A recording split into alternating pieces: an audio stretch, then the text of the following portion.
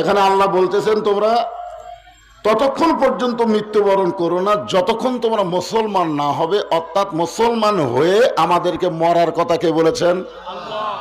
হিন্দু হয়ে মরলে,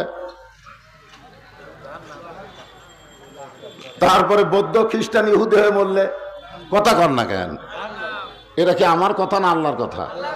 আল্লাহ বলেছেন ওয়ামান ইয়াবতাগি গায়রাল ইসলাম দীনান ফালাই ইউকবালা মিনহু। ইসলাম ছাড়া অন্য কোনো জীবন ব্যবস্থা ধর্মকে যদি গ্রহণ করে আল্লাহ বলেছেন সেইটা কবুল করা হবে না। আল্লাহর কাছে একমাত্র কবুলযোগ্য ধর্মের নাম কি? আরো জোরে কান। তাহলে মুসলমান হয়ে কারা মরতে পারবে? যারা ইসলামকে গ্রহণ করেছে। তা আপনাদের কি মনে হয় আমাদের মৃত্যুটা কি হবে? মুসলমান হয়ে হবে? বর্তমান পরিবেশে আর একটা ভয় লাগতেছে, সেটা হলো মুসলমানের সাথে সাথেই আর একটা শব্দ আছে মোনাফিক। এই মোনাফিকের আবাদ কিন্তু মুসলমানের ভেতরেই হয়। ইহুদি খ্রিস্টান বৌদ্ধর মধ্যে কোনো মুনাফিক নাই, মুনাফিকের আবাদ হয় মুসলমানের ভিতরে। এখন যত জাহান্নামী হবে সবচেয়ে নিচে থাকবে আবার এই মুনাফিক। মুনাফিকের চরিত্র হলো লিমা তাকুলু মা লা তাফআলুন। মুনাফিকেরা যা বলবে তা করবে না। তারা কোরআনের ওয়াজ শুনবে কিন্তু কোরআন মোতাবেক তারা চলতে চাবে না। জোরে গান কথা ঠিক কিনা? আমাদের বাংলাদেশ কোরআন দিয়ে চলুক, এটাকে আপনারা চান? সবাই চায়নি, সবাই কিন্তু চায়নি। কারণ এ কোরআন দিয়ে বাংলাদেশ চললে তিন শ্রেণীর মানুষ খুবই বেজার। এক শ্রেণীর মানুষ হলো যারা আবু জেহেলের মতন রাষ্ট্রীয় ক্ষমতা দখল করে আছে, মানুষের তৈরি সংবিধান তারা মানবে কিন্তু আল্লাহর কোরআনের সংবিধান তারা মানবে না, মুসলমান দাবি করবে। জোরে কোন কথা ঠিক কিনা? এরা সবসময় চাবে বাংলাদেশ মানুষের আইন দিয়ে চলুক, আল্লাহর কোরআনের জায়গা থাক। কোরআনের জায়গা বোঝেন না? মসজিদে থাক, হাফিজি মাদ্রাসা থাক, ওয়াজের ময়দানে থাক, কিন্তু সংসদে কোরআন নিয়ে যাওয়া যাবে না। কারণ সংসদে যদি কোরআন যায় আমাদের মতন ভুয়া নেতার নেতৃত্ব আর চলবে না। জোরখান কথা ঠিক কিনা? এরা কোনোদিনও চাবে না যে আল্লাহর কোরআনের বিজয় হোক। দুই নম্বর হলো পুঁজিপতি, যাদের টাকার কোনো হিসাব নাই। এরকম 100 জন ধনী বাংলাদেশে আছে যাদের টাকা হলো 1000 কোটির উপরে। তাহলে 1 কোটি টাকার জাকাত যদি হয় 2.5 লাখ টাকা, তাহলে 100 কোটির জাকাত হচ্ছে 2.5 কোটি টাকা। তাহলে 1000 কোটির জাকাত হচ্ছে 25 কোটি টাকা। তাহলে 100 জন ধনী লোক এই জাকাত যদি বাংলাদেশে দেয়, গরিব খুঁজার পাওয়া যাবে না, সব গরিবও স্বাবলম্বী হয়ে যাবে। ধরে কোন কথা ঠিক কিনা? কিন্তু ওরা চাবে না। ওরা এই জাকাত দেওয়াকে জুলুম মনে করবে। এই জুলুম মনে করে এরা সুদের ব্যবসা বাড়াবে কিন্তু জাকাত ভিত্তিক অর্থনীতি চাবে না। এরাও কোরআনের বিজয় কখনো কল্পনা করে না। জোরে কোন কথা ঠিক কি না? আর এক দল হলো যারা ধর্ম নিয়ে ব্যবসা করে। জোরে কোন কি নিয়ে ব্যবসা করে? দয়াল বাবার দরবারেতে কেউ ফিরে না খালি হাতে। আপনারা বলেন তো, দয়াল বাবার দরবারে হবি না দয়ার আল্লাহর দরবারে হবি? তাহলে ওরা আল্লাহর জায়গা কি ঢুকাছে? বাবা ঢুকাছে। এরা যদি আমরা এইভাবে বলি দয়ার আল্লাহর দরবারেতে কেউ ফিরে না খালি হাতে, আল্লাহ আল্লাহ আল্লাহ, কোন অসুবিধা আছে? আর ধর্ম নিয়ে যারা ব্যবসা করতেছে তারা জিকির করে আমার দয়াল বাবার দরবারেতে কেউ ফিরে না খালি হাতে। আপনারা বলেন এরা কোনোদিন চাবে যে কোরআন দিয়ে বাংলাদেশ চলুক? কারণ কোরআন দিয়ে যখন বাংলাদেশ চলবে বাংলার জমিনে আর কোনো ভণ্ডামি থাকবে না। মুসা বলে আল্লাহ মৃত্যুকে পছন্দ করার 1 নম্বর কারণ হলো না মরলে জান্নাতে যাওয়া যাবে না। এত সুন্দর জান্নাত আপনি বানায় রাখছেন, ওই জান্নাতে যাবার চাইলে মরা লাগবেই। এই কারণেই মৃত্যুকে আমি 1 নম্বর পছন্দ করি। আল্লাহ বলেন মুসা মৃত্যুকে পছন্দ করার 2 নম্বর কারণ কি?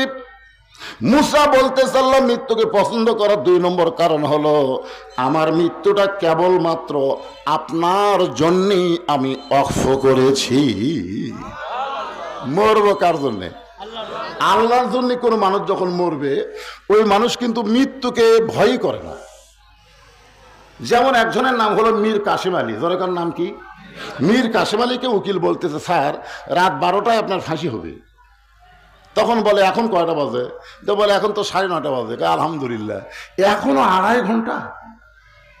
উকিল চম করে, স্যার আপনি পাগল হচ্ছেন, 2.5 ঘন্টা পর আপনার ফাঁসি হবে। খামাকা 2.5 ঘন্টা জায়গায় থেকে লাভ কি? ঘুম পাড়ি পাওয়া যাচ্ছে, এত থেকে লাভ আছে। 2 ঘন্টা পরে এসে আমাকে ডাক দিও। উকিল মনে করছে ফাঁসির চিন্তায় লোকটা পাগল হয়ে গেছে। আসলে মৃত্যু তার কাছে কোনো ব্যাপারই না, বিশ্বাস করে আসলে যাওয়া লাগবে। জোরে খান কথা ঠিক কিনা? এই বিশ্বাসে ঘুমিয়ে গেছে। 2 ঘন্টা পরে উকিল এসে দেখে ফাঁসির কন্ডেম ছেলে নাক ডেকে ঘুম পাড়তেছে। উকিল কয় কে রে? আর 8 ঘন্টা পর যার ফাঁসি হবি এইভাবে ঘুম পাড়তেছি মানুষ কে রে? পায়ের বুড়া আঙ্গুল লাড়ছে, লাভ দুটো বলছে, কে ভাই ফাঁসির সময় হয়েছে? না স্যার এখন 8 ঘন্টা আছে। ওযু করে 2 রাকাত নামাজ পড়ে, কোরআন শরীফ থেকে 2টা সূরা মুখস্থ তেলাওয়াত করে। একটা হলো সূরা মুলক, একটা হলো সূরা মুজাম্মিল। তারপরে কন্ডম সেলের মধ্যে যে কয়টা পাঞ্জাবি ছিল সবচাইতে ভালো পাঞ্জাবি গায়ে দেয়া মাথায় হাঁসড়ায় বলে চলো যাই। উকিল বলে, স্যার আপনার ফাঁসি হবে, আপনি কি শ্বশুর বাড়ি যাচ্ছেন? মীর কাসেম আলী মুসকে মুসকে হাসে আর বলে, উকিল ফাঁসি হবে আমার আর তোমার চোখে পানি। ইমানদারেরা বিশ্বাস করে আসলে যাওয়া লাগবে, যাওয়াকে তারা কোনোদিন পরোয়া করে না। তারা খেয়াল করে তার বুকের মধ্যে ইমান আছে কি না। জোরে কান ঠিক কিনা? ইমানের বলে বলিয়ান হয়ে আমি ঘুমাইছিলাম। এই 2 ঘন্টা ঘুমের মধ্যে আমার আল্লাহ পাক আমাকে দেখায় দিয়েছে ফাঁসির মাধ্যমে আমাকে 8টা জান্নাত দিয়া বরণ করা হবে। কারণ আমার মৃত্যু হবে আল্লাহর জন্য। জোরে কান কার জন্য? দুনিয়ার জন্য না।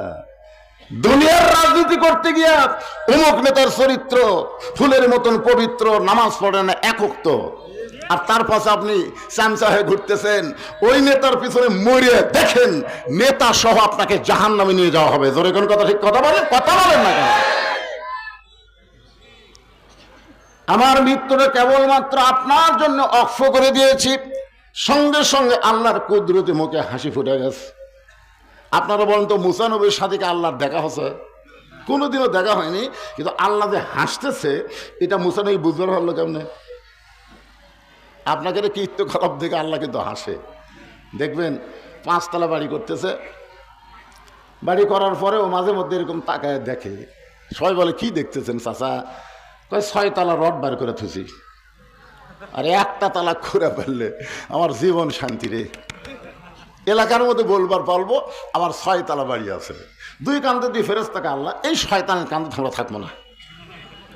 এই এলাকার লোক জানাবে 6 তলা বাড়ি আছে, কিন্তু আতর সুবাজে ওর কবরস্থান আছে একবারও কয় না, একবারও কয় না। খালি এইরকম করে দেখে, খালি এইরকম দেখে, কিন্তু এইরকম দেখে না। আপনারা বলেন তো আমাদের দেখা কিরকম লাগবে? এইরকম না এইরকম?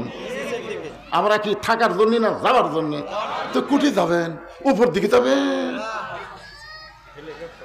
হ্যাঁ, তোমার 2 কান্দে 2 মোহরি লিখিতেছেন ডায়েরি, দলিল দেখে রায় দিবে, টাকা পয়সার নাই কারবার। সবাই বলেন আছেন আমার মুক্তার, আছেন আমার ব্যারিস্টার, শেষ বিচারের হাইকোর্টেতে তিনি আমায় করবেন পার। আমি পাপী তিনি জামিনদার। পারাপারে থাকলে তারা, পারাপার বোঝেন? পারাপারে থাকলে তারা, সঙ্গে নিয়ে গাড়ি ভাড়া, জবাবদিহি করতে হবে, জবাবদিহি করতে হবে, ধরলে টিকিট কালেক্টর। আমি পাপী তিনি জামিনদার।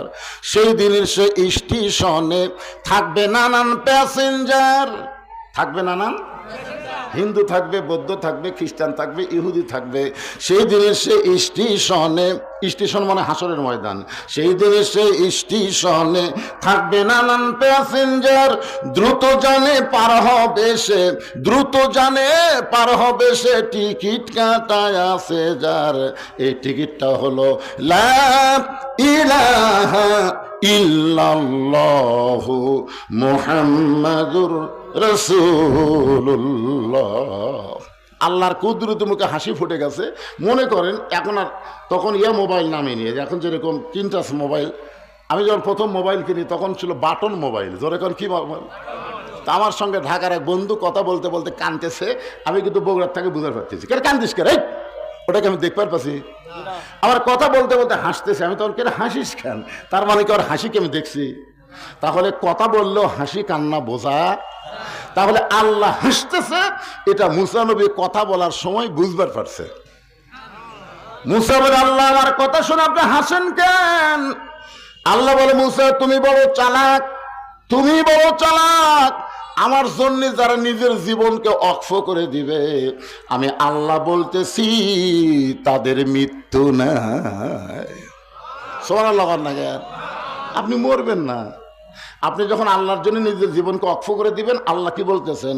ওয়ালা তাকুলু লিমান ইউকতালু ফি সাবিলিল্লাহি আমওয়াতুন বাল আহইয়াউ ওয়ালাকিন লা তাশউরুন। কার কথা? আপনারা একটু বিবেকের আদালতে চিন্তা করে দেখেন তো, আবু সাইদ কি মরছে? এই যে রংপুরের আবু সাইদ সর্বপ্রথম হাসিনার বিরুদ্ধে, বাতিলের বিরুদ্ধে হকের পক্ষে জীবন দিছে। জোরে কোন কথা ঠিক কিনা? ওই কি মরছে? আমার গ্রাম সম্পর্কে এক চাচাতো ভাই আমার কইলো, ভাই যান আপনি হুজুর মানুষ, আমার একটা ছেলে হয়েছে, আপনি একটা ভালো নাম রাখেন। তা আমি কইলাম আবু সাইদ রাখো। আমার ছোট ভাই খুশি হয়ে আমাকে 500 টাকা হাত দিয়ে দিল, পকেটে ছেড়ে দিলাম। আমার ছোট ভাই 3 মাস পরে সে বলতেছে, ভাইজান আপনি তো আমার ছেলের নাম আবু সাইদ রাখলেন, কিন্তু উত্তর পাড়ার আরেকজন ছেলের নাম আবু সাইদ হচ্ছে, কোন তো একই পাড়ার 2 আবু সাইদ কেমন লাগে? তাই ফজরনাথ পোড়ার বাড়িতে গেলাম, যা বললাম, ভাই রে আমার 500 টাকা হাদিয়া দিছে রে, আর সেই জন্য আমি আবু সাইদ রাখছি, তুই কেমনি রাখলি? তখন কয়, হুজুর আপনার কি বাজিছে নাকি? না বাজেনি তো, দরকার হলে আরো 10টা হবে, অসুবিধা কি? বিশ্বাস করেন, কোরআন আমার সামনে, আমার পাড়ার পশ্চিম পাড়ায় আর একটা ছেলে আছে, ওর নামও আবু সাইদ। তারপর ভাইয়ের সঙ্গে বলতেছে, দেখো আবু সাইদকে আমার গ্রুপ হওয়ার ধরলো। আমি বললাম, বাজে তো বাজলো কোন জায়গায়, অসুবিধা কি? আমার এক খালাতো বোনের মেয়ে হয়েছে বহুদিন পর, চেষ্টা তদবির হল, একটা মেয়ে দিছে। তোমার খালা মারে মোবাইল করে কইলো, বাবা তুমি হুজুর মানুষ, ওয়াজ করে খাও, একটা ভালো মেয়ের নাম বলো তো। তা আমি কইলাম, খালা হাসিনা রাখেন। সেই কছি হাসিনা, খালা 30 সেকেন্ড আমার সাথে কথা কয় না। আমি কইলাম, কে রে খালা কথা বলে না কেন? ও খালা কি হলো? এই তুই আলম না জালেম রে, তোকে আমি বললাম একটা ভালো নাম তোমার, আর তুই খুনি হাসিনার নাম কস। তখন আমি দেখলাম, ভাই আবু সাইদরা মরেনি, হাসিনাই বাঁচা থাকা পচে গেছে। এখন কথা ঠিক কি না? এই জন্য জীবন দেওয়া লাগবে কার জন্যে? জোরে বলেন, আল্লাহর জন্য যারা জীবন দিবে, আল্লাহ বলতেছে তাদের মৃত্যু হবে না। আমি আল্লাহ বলতেছি তারা অমর হয়ে যাবে। আপনারা বলেন তো, আপনাদের এলাকায় এই গোটা সাথিয়া এলাকার মধ্যে ইয়াজিদ নামে কোনো লোক পাবেন? কিন্তু হোসাইন আছে না নাই? তাহলে চিন্তা করে দেখেন তো, হোসাইন প্রত্যেকটা পাড়া পাড়ায় আছে, আর গোটা পাবনা জেলা তো ইয়াজিদ নেই। তাহলে ইয়াজিদও মুসলমান, হোসাইনও মুসলমান, ইয়াজিদ কেন নাই, হোসাইন কেন আছে? ইয়াজিদ ক্ষমতার অহংকারে ভালো মানুষগুলোকে হত্যা করেছে, ফাঁসি দিয়েছে, বহু কিছু করছে, যার কারণে ইয়াজিদ মরার সঙ্গে সঙ্গে নিভে গেছে। আর যাদেরকে হত্যা করেছে তারা কিয়ামত পর্যন্ত অমর হয়ে আছে। আছে না নাই? ইয়াজিদ তখন ছিল দামেস্কে। কোথায়? দামেস্কে ছিল। আমি কিন্তু মুসা নবী 2 নম্বরের পয়েন্টের উপর কথা বলতেছি, সময়ের দিকে খেয়াল করে আমাকে ওয়াজ করা লাগবে, কারণ সময় তো বেশি নেই। তো এখন দামেস্কে তখন ইয়াজিদ সিংহাসনে বসে আছে।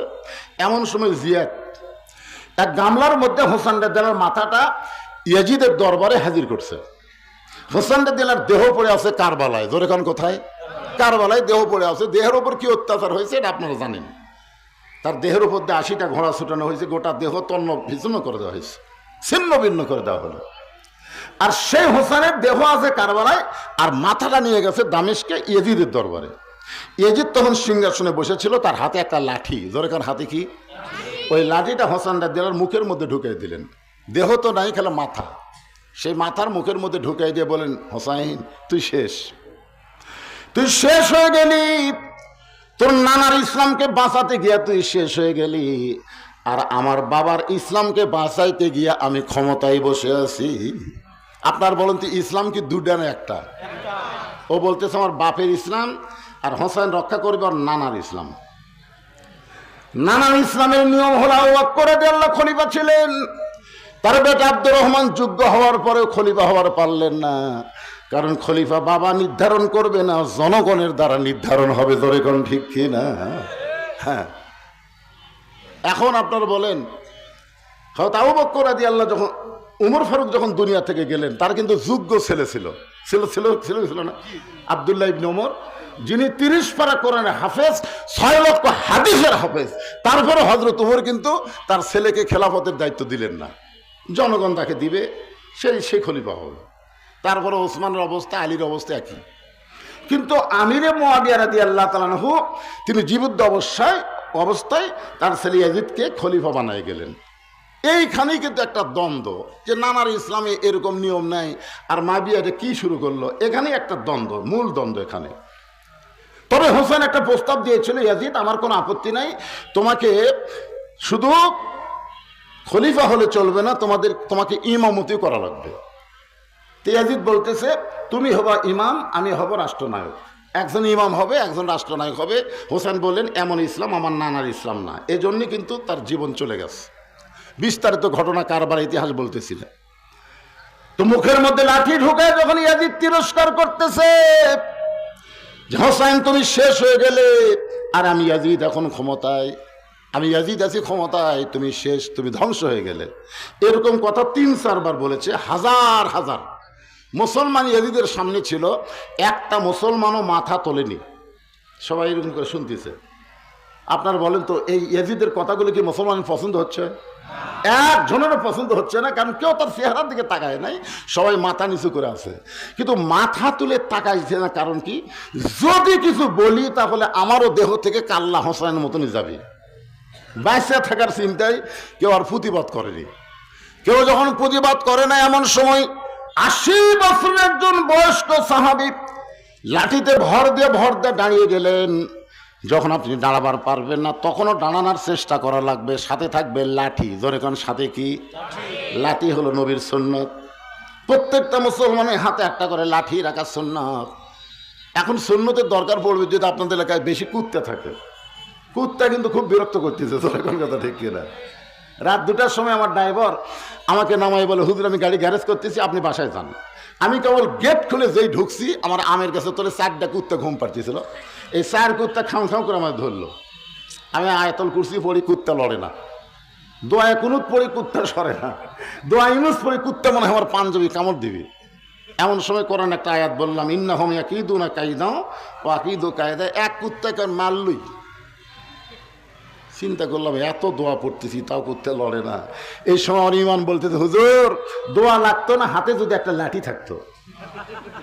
এক কুত্তাক বাড়ি মারলে বাকি 4টা এমনি দৌড় মারতো। ধরে কারণ কথা ঠিক না? বর্তমানে আমরা দোয়া দিয়ে, দরুদ দিয়ে ভারতের আগ্রাসন করে বাংলাদেশ রক্ষা করা যাবে না। ভারত থেকে বাংলাদেশকে হেফাজত করতে গেলে প্রত্যেকটা মুসলমানের হাতে একটা করে সুন্নতি লাঠি রাখা দরকার। ধরে কারণ কথা ঠিক না? আপনার বলেন লাঠির শক্তি আছে না নাই?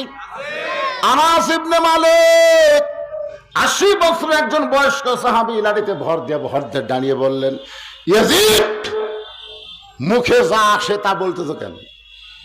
এই যে হোসেনের মুখের মধ্যে লাঠি ঢুকাইছো, তুমি তাকে চিনো? তুমি তাকে চিনো? আমি চিনি। যারা চিনে তারা হোসেনের বংশের সাথে কিয়ামত পর্যন্ত বেয়াদবি করবে না। জোরে গান কথা ঠিক কিনা? যারা চিনে, আমি চিনি। আল্লাহর নবী ফরজ নামাজগুলো মসজিদে জামাতের সঙ্গে পড়াতেন, সুন্নত নামাজগুলো, নফল নামাজগুলো রাসূল বাড়িতে পড়া পছন্দ করতেন। আল্লাহ রাসূল বলেছেন তোমার বাড়িকে গোরস্থান বানায় না, কারণ গোরস্থানে কোনো নামাজ হয় না। জোরে কোন কথা ঠিক কিনা? আপনাকে গোরস্থান কোনো নামাজ হয়? নামাজ হয় না। এই জন্য আল্লাহ রাসূল সুন্নত নফল বাড়িতে পড়তেন। আনাস বলতেছে একদিন আমি দরজায় দাঁড়িয়ে আছি, এমন সময় আল্লাহ নবী নফল নামাজের নিয়ত করে নফল নামাজ শুরু করলেন।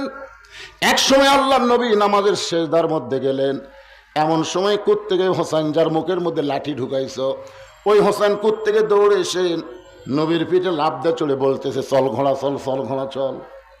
নবী আছেন আমাদের সেজদায়, আর ছোট্ট হোসেন বলতে চল ঘোড়া চল, চল ঘোড়া চল।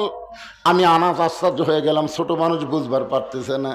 দৌড়ে গিয়ে হোসেনকে যখন নবীর পিঠ থেকে নামাবার চাই, এমন সময় আল্লাহ নবী নামাজ পড়া অবস্থায় হাত দিয়ে আমাকে নিষেধ করলেন। নামাজ পড়া অবস্থায় নবী হাত দিয়ে নিষেধ করলেন। আমি যখন হোসেনকে পিঠ থেকে নামালাম না, কিছুক্ষণ পরে হোসেন বলতেছে যে এই ঘোড়া চলে না, তার পিঠে বসে আমার লাভটা কি? এই বলে হোসেন যখন রাগ করে চলে গেল, এমন সময় নবী নামাজ শেষ করে আমি দৌড়ে গিয়ে বললাম ইয়া রাসূলুল্লাহ, হোসেন আপনার পিঠে চড়ে বেয়াদবি করতেছে, চল ঘোড়া বলে। আমি নামাবার চাইলাম কিন্তু আমার নামাতে দিলেন না। রাসূল বলে আনাস ওই হোসেনকে তুমি চিনো? জোরে গান সুবহানাল্লাহ। আনাস, যেই হোসেন আমার পিঠে চড়ে আমাকে চল ঘোড়া বলতেছে, হোসেনকে তুমি চিনো? আনাস বলে হুজুর আমি তো চিনি আপনার ছোট নাতি হোসেন। রাসূল বলে আনাস রে, আমিও জানতাম আমার নাতি হোসেন, কিন্তু আজকে নামাজের মধ্যে আল্লাহ আমারে চিনাইলো গো নবী। আপনি যেমন হোসেনকে ভালোবাসেন আমি আল্লাহ তেমন ভালোবাসি। যতক্ষণ আপনাকে ঘোড়া খেলবে আপনি সেজদা থেকে মাথা তুলতে পারবেন না। আনাস কান্দে ইয়াজিদ রে, যে হোসেনকে আমার আল্লাহ চিনে, নবীরে ঘোড়া বানাইলে নবীকে সেজদা তুলতে নিষেধ করে, আর সেই হোসেনের মুখের মধ্যে লাঠি ঢুকে তুমি তিরস্কার করতেছো। আমি আনাস বলতে শুনে নাও, কিয়ামত পর্যন্ত হোসেন মানুষের কলিজার মধ্যে জীবিত থাকবে, আর তুমি ইয়াজিদ মরার সঙ্গে সঙ্গে মুসলমানের কাছে তুমি পৌঁছে যাবে। আপনার বলেন তো, আল্লাহর জন্য যারা জীবন দেয় তারা কিয়ামত পর্যন্ত জীবিত থাকবে কি থাকবে না? জোরে বলেন।